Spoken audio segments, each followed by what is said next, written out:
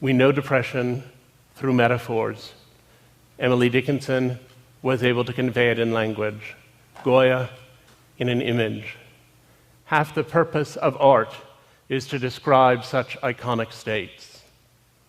As for me, I had always thought myself tough, one of the people who could survive if I'd been sent to a concentration camp. In 1991, I had a series of losses. My mother died, a relationship I'd been in ended, I moved back to the United States from some years abroad, and I got through all of those experiences intact. But in 1994, 3 years later, I found myself losing interest in almost everything. I didn't want to do any of the things I had previously wanted to do, and I didn't know why. The opposite of depression is not happiness, but vitality. And it was vitality that seemed to seep away from me in that moment. Everything there was to do seemed like too much work. I would come home and I would see the red light flashing on my answering machine. And instead of being thrilled to hear from my friends, I would think, what a lot of people that is to have to call back. Or I would decide I should have lunch, and then I would think, but I'd have to get the food out and put it on a plate and cut it up and chew it and swallow it. And it felt to me like the Stations of the Cross. And one of the things that often gets lost in discussions of depression is that you know it's ridiculous. You know it's ridiculous while you're experiencing it.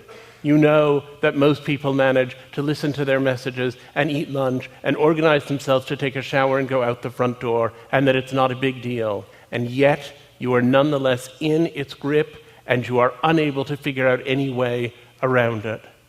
And so, I began to feel myself doing less, and thinking less, and feeling less. It was a kind of nullity, and then the anxiety set in.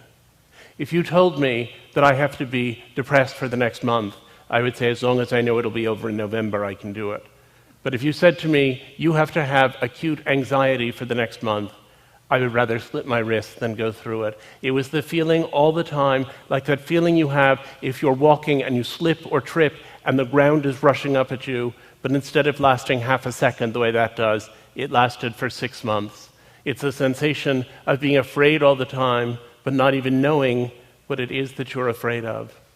And it was at that point that I began to think that it was just too painful to be alive, and that the only reason not to kill oneself was so as not to hurt other people. And finally one day, I woke up and I thought perhaps I'd had a stroke, because I lay in bed completely frozen, looking at the telephone, thinking something is wrong and I should call for help. And I couldn't reach out my arm and pick up the phone and dial.